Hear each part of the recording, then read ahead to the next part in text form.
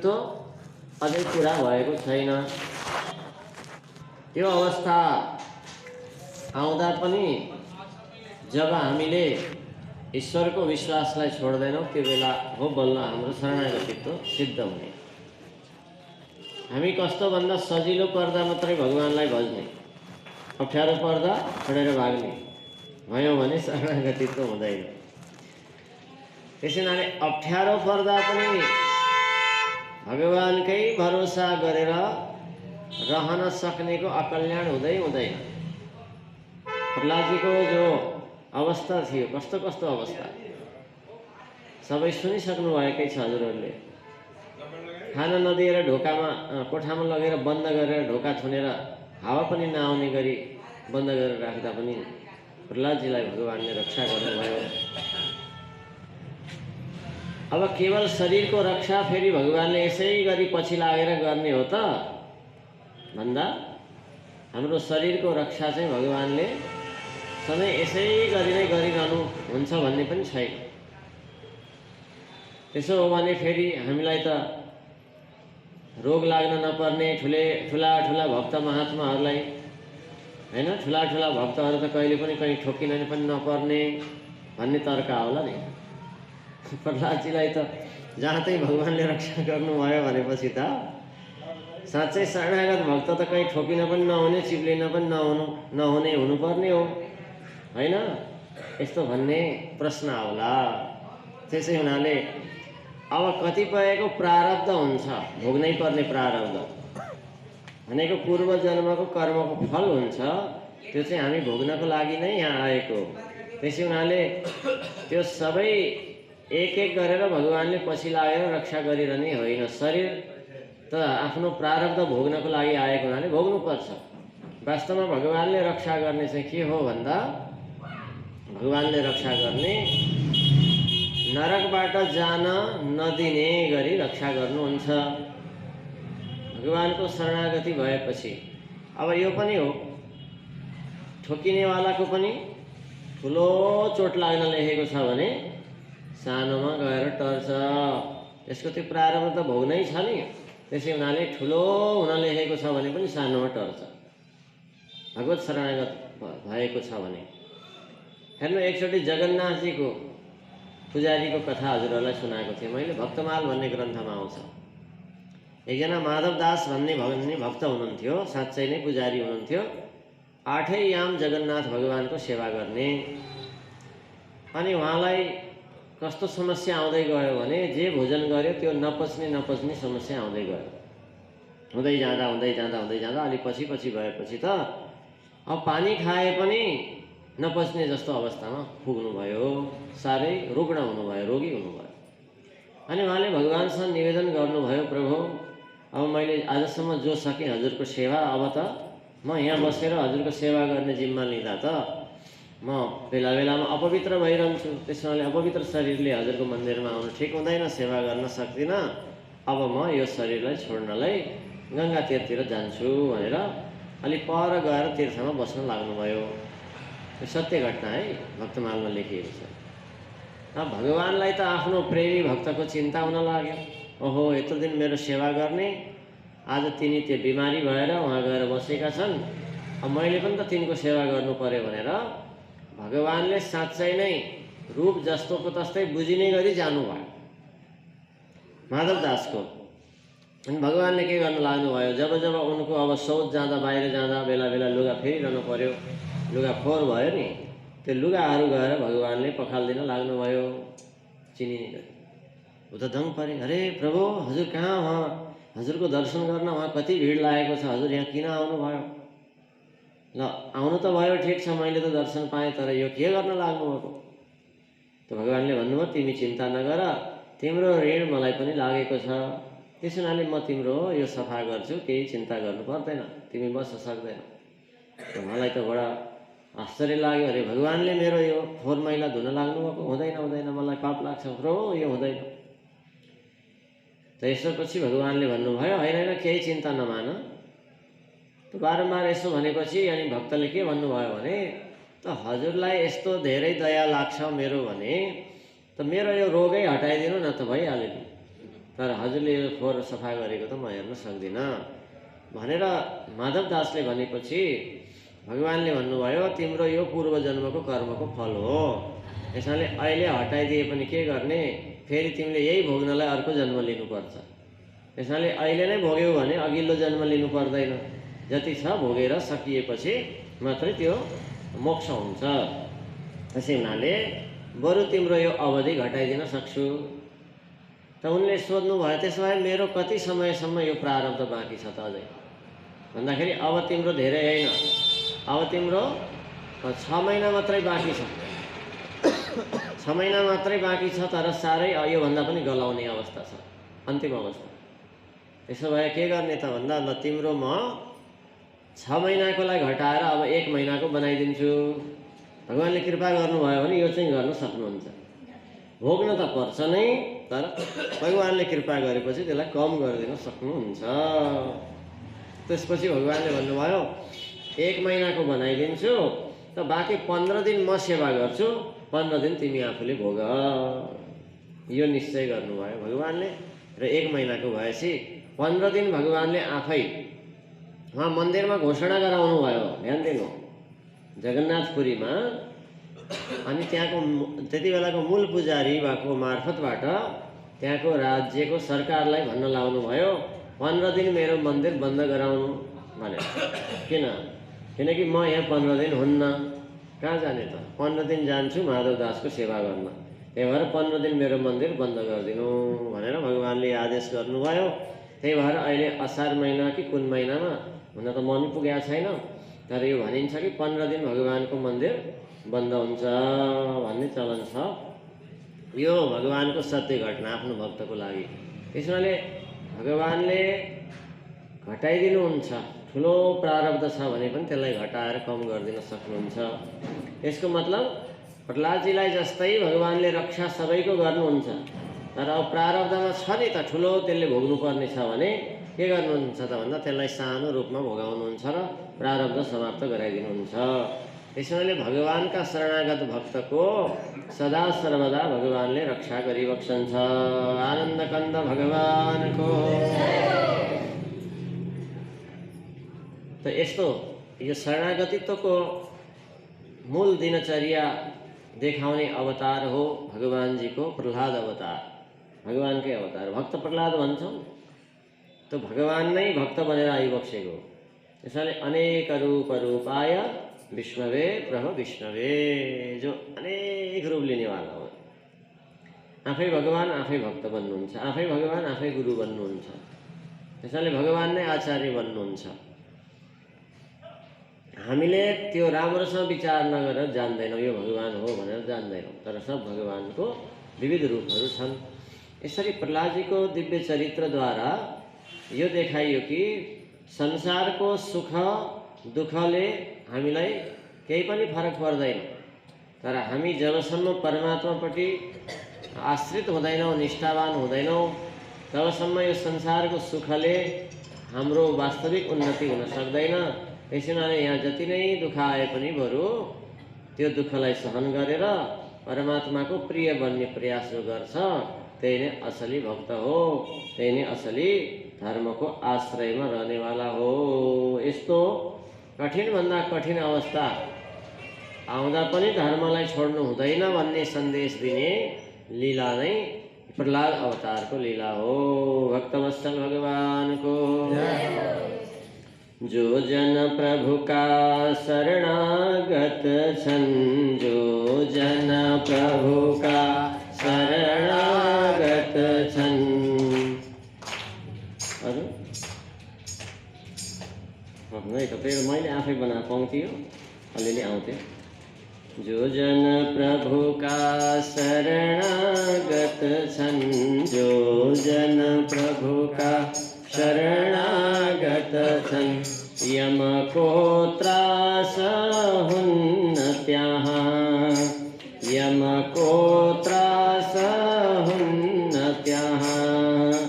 स्वप्नमा पनि दृश्य हुँदैन, स्वप्नमा पनि दृश्य हुँदैन, यमको त्रास हुन्छ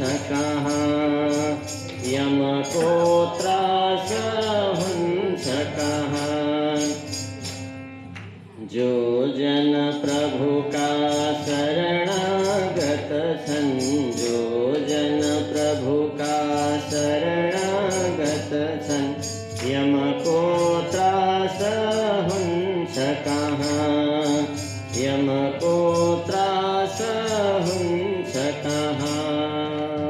आनन्द कन्द भगवानको भगवत शरणागतिलाई यमराजको दर्शन हुँदैन भनेर शास्त्रमा यो प्रमाण छ।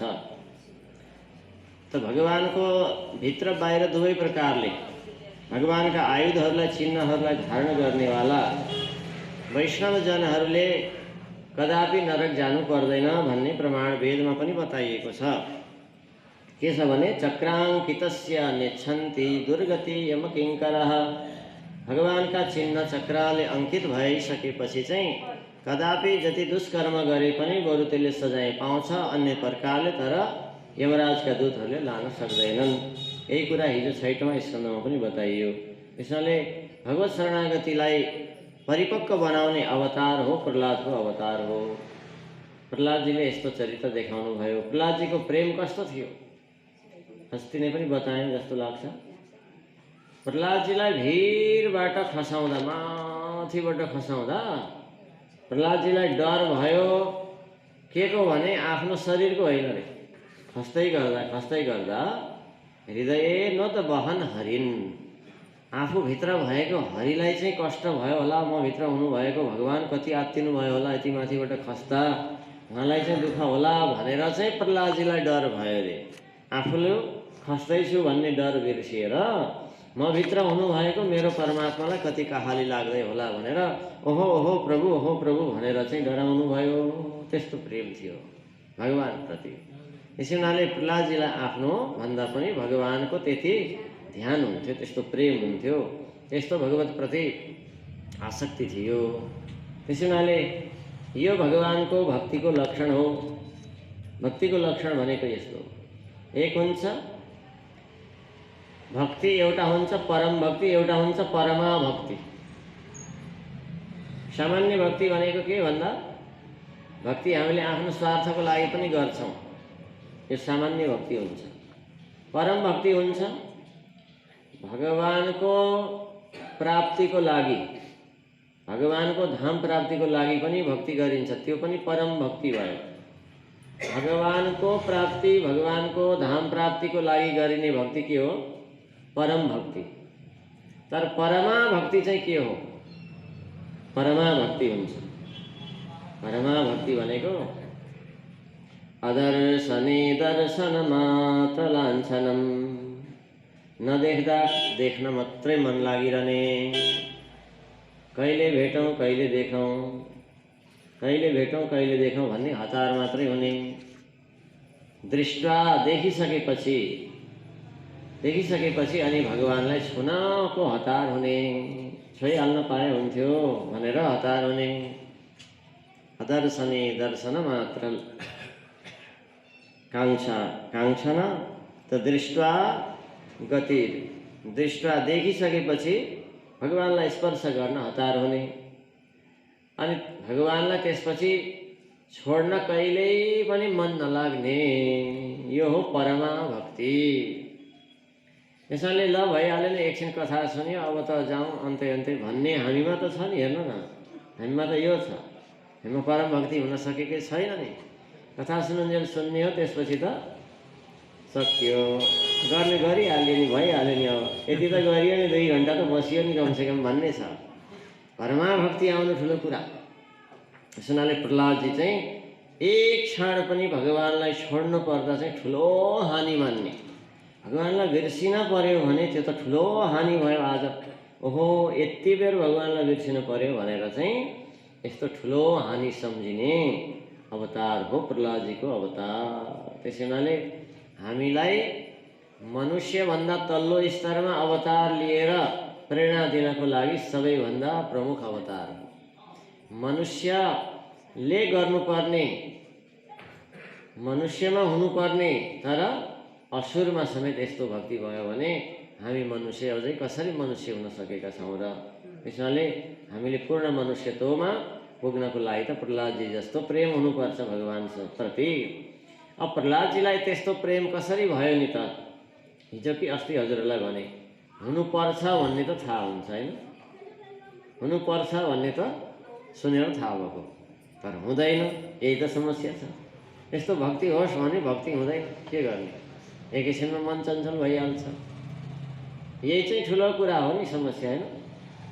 समस्या अगाडि आएपछि समाधान पनि खोज्नुपर्छ। अब समस्या बताइदिनेले समाधान नै बताइदिनुपर्छ भन्नु न, अनि म बताइदिउँ होइन? समस्या छ कि छैन? यस्तो हुनुपर्छ भन्ने थाहा भयो, तर हुन सकिएन भनेपछि समस्या भयो नि, होइन? त यो समस्या हो। त्यसै हुनाले कहीँ पनि सत्सङ्गमा जाँदाखेरि गुरु कहाँ समस्या लिएर जाने हो भने यस्तै समस्या चाहिँ लिएर जाने हो, अरू समस्या होइन। मेरो टाउको दुख्यो, लौ फुकिदिनु न भन्ने, यसो गरेर पन्साइदिनु न भन्ने, होइन? धुपबत्ती बालिदिनु भन्ने मात्रै समस्या लिएर जाने होइन। हिजो उहाँले भन्नुभएको थियो, हाम्रो नरनारायण बाले, सद्गुरु कसरी चिन्ने भनेर। ल, सद्गुरु चिन्ने चाहिँ यस्तो समस्या लिएर गएर चिन्ने। कस्तो भने, मलाई यो त थाहा भयो भगवानमा भक्ति गर्नुपर्छ भन्ने, तर भगवानमा भक्ति लागेकै छैन, कसरी लाग्छ भनिदिनुहोस् भनेर सोद्धाखेरि अनि ठिक ठिक उत्तर आयो भने त्यसरी थाहा हुन्छ। त्यसै हुनाले अब यो त म जान्दिनँ, मसँग त अर्थ नै के सोध भन्ने हो भने अनि त्यसो भए ल हजुरलाई नमस्कार छ भन्ने, त्यहाँबाट अर्को सद्गुरु खोज्ने। आनन्द कन्द भगवानको हो। हामीलाई हाम्रा आचार्यहरूले बताउनु भए अनुसार हामीले बताउँछौँ, हामीले जानेर होइन। त के हो त समाधान यसको भन्दा, हिजो नै आएको थियो अलिअलि। नारदजीको कृपा भयो, कसलाई? प्रहलादजीलाई। आजको कुरामा ध्रुवको अस्ति गयो।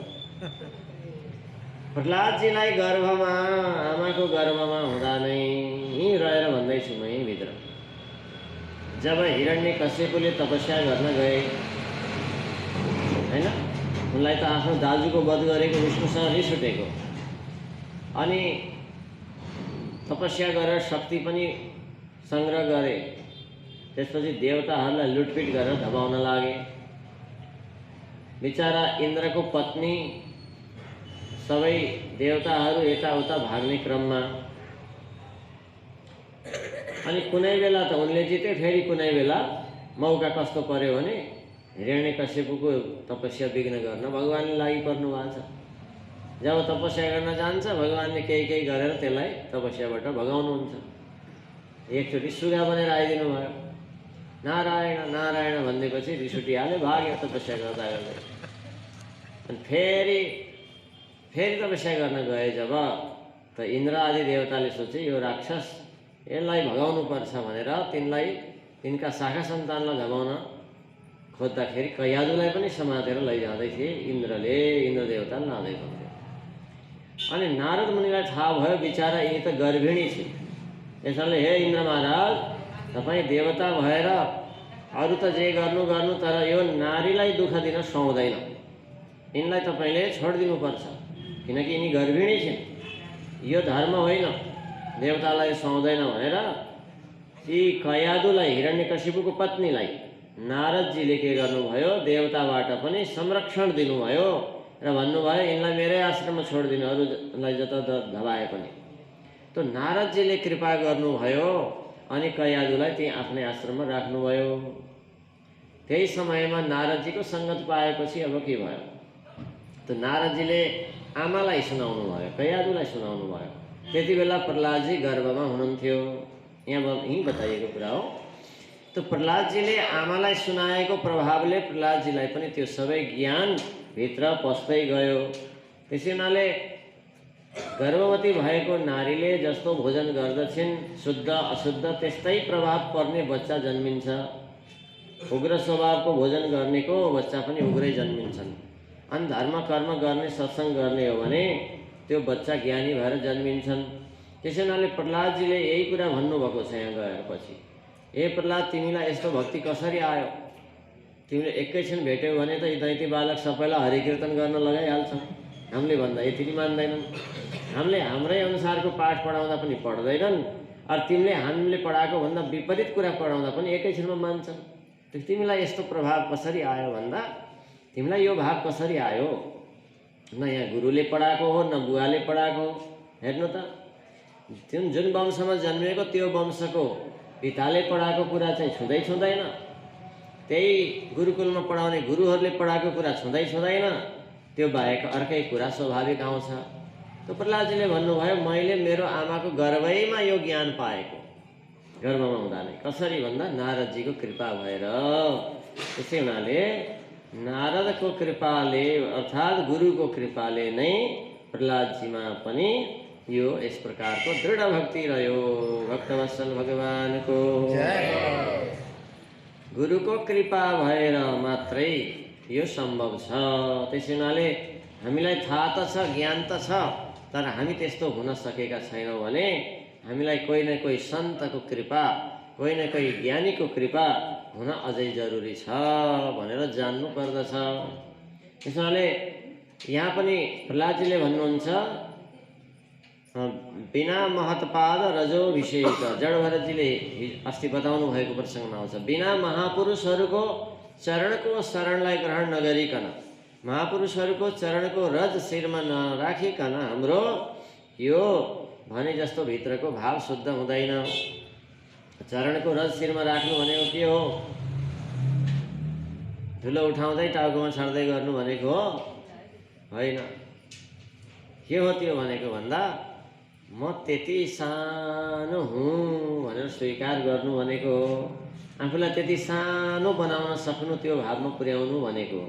यसले म त मेरा गुरुले भनेको खण्डमा जे पनि गर्न तयार छु भन्ने यस्तो अभिमानले रहित हुनु भनेको हो। अभिमानले रहित भएको अवस्थामा नै कृपा हुने हो। त्यसै हुनाले जाने तापनि म जान्दिनँ भन्ने, बुझे तापनि मैले बुझेको छैन भन्ने, यो स्वभावमा आफू पुग्नु भनेकै अभिमानले रहित हुनु हो।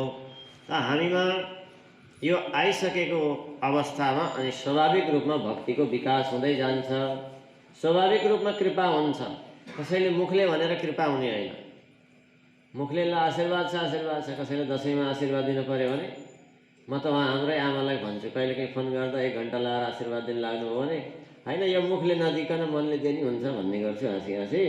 त्यसैले कसैले मुखले दिएर मात्रै आशीर्वाद हुने होइन, दिनु ठिक छ, तर कोही कोही अब हामी भेट्छौँ नि, ल हे बाबु चिरञ्जीवी भए, आयु आरोग्य भए, यो भयो ऊ भयो, कति हो त्यत्रो भनेको कतिचोटि वर्षमा कहिल्यै भएको छैन।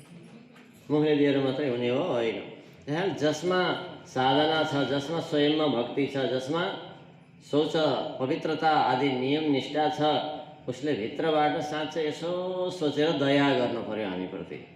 हो यो बिचारा धाइरहेको छ, हो यो बिचाराले केही खोजे जस्तो छ, हो साँच्चै नै यसलाई चाहिँ भक्ति नै चाहिएको छ, साँच्चै नै यसले आश गरेको छ भनेर कसैले भित्रबाट यसो त्यसको लागि सोचिदियो भने मात्रै नै काफी हुन्छ।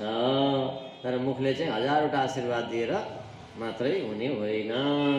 त्यसैले कोही ज्ञानीको, भक्तको, सज्जनको मन हामीले पगाल्न सक्यौँ भने कृपा हुन्छ।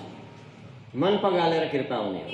अरू मुखबाट भन्दिनँ गुरु खै हजुरको हात मेरो शिरमा राखिदिनु न राखिदिनु भनेर जबरजस्ती हात समातेर शिरमा राख्न लगाएर चाहिँ भइहाल्ने होइन। आनन्द कन्द भगवानको त्यो पनि आस्था हो, त्यो पनि नराम्रो भनेको होइन, त्यो पनि एउटा संस्कार हो, आस्था हो, भाव हो, त्यो पनि राम्रो हो।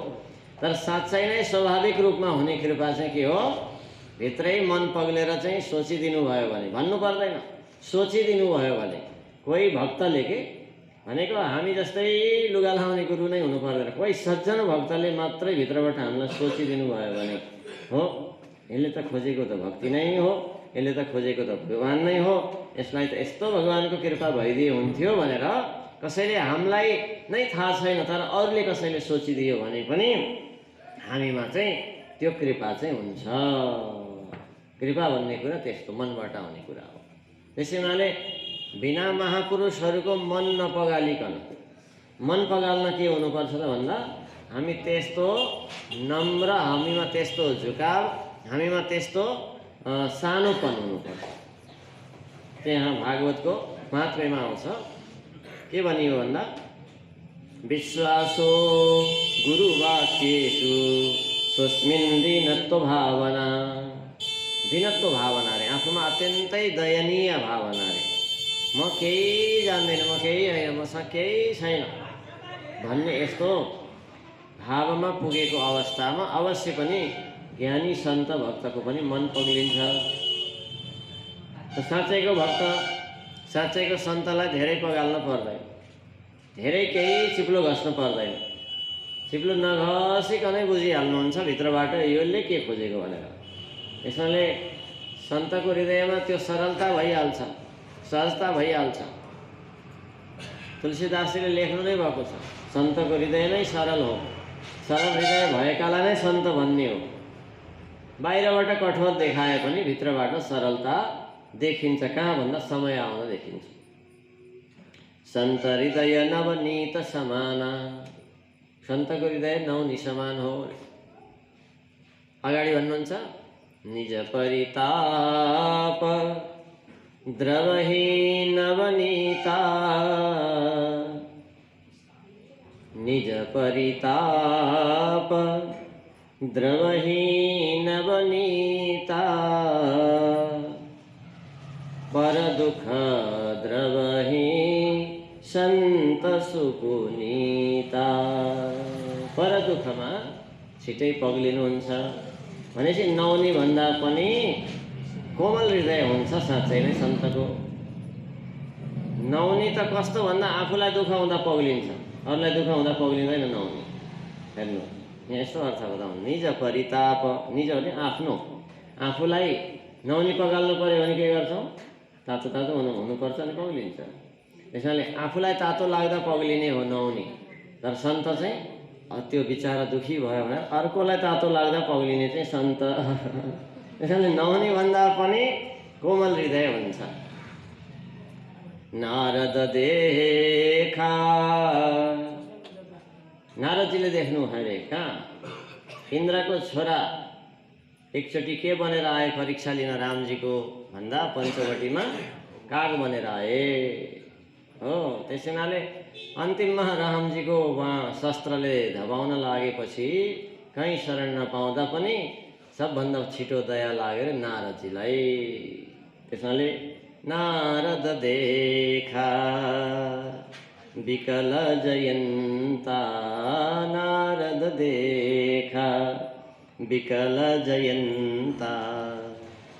यस्तो बिचारा यो जयन्त यति दुखी भयो, यसले कहाँ पाउला र सुख भनेर सिकाइदिन आउनुभयो उपाय। त जाऊ जाऊ नै रामको शरणमा परिहाल अनि तिम्रो रक्षा हुन्छ भनेर नारदजीले बताइदिएको हुनाले रामको शरणमा पुगेर उनको रक्षा भयो। त्यसैले गुरुले भनेको मान्ने बित्तिकै रक्षा हुन्छ। सन्तले बताएको उपाय स्वीकार गरेपछि कल्याण भइहाल्छ। रामजीले पनि शरणमा लिनुहुन्न थियो यदि नारदजीले नभन्नु भएको भए। रामजीले देख्नुभयो यो त कोही गुरुको कुरामा वाक्यमा विश्वास गरेर आएको छ नि, त्यस हुनाले भइहाल्यो। मेरो प्यारी प्राणवल्लभा सीतालाई दुःख दिएको भए तापनि अब मेरो अस्त्रको प्रभावले यसको केवल एउटा आँखा मात्रै फुटाइदिन्छु। सर्वस्व हरण गर्न चाहेको थिएँ तर एउटा आँखामा मात्रै प्रहार गरेर भए पनि छोडिदिन्छु भनेर रक्षा गर्नुभयो। आनन्द कन्द भगवानको सीताराम सीताराम सीताराम कहिए, सीताराम सीताराम सीताराम कहिए। जाहि विधि रखे राम ताहि विधि रहिए, जाहि विधि रखे राम ताहि विधि रहिए। सीताराम सीताराम सीताराम कहिए, सीताराम सीताराम सीताराम सीताराम सीताराम कहिए। सीताराम सीताराम सीताराम जाहि विधि रखे राम ताहि विधि रहिए, जाहि विधि रखे राम ताहि विधि रहिए। श्री सीतारामचन्द्र भगवान को भगवत शरणागति भनेको के त भन्दा, ल प्रभु अब म चाहिँ उपाय केही पनि गर्दिनँ, हजुरले जसरी जे गर्नु छ गर्नु होला भनेर भगवानकै भरोसामा पर्ने। भगवान्लाई भेटे पो भगवान्सँग यो भनेर भरोसामा रहने त फेरि समस्या आयो फेरि समस्या उठाइयो। अब सुन्नु समाधान पनि भनिहाल्छु नि म।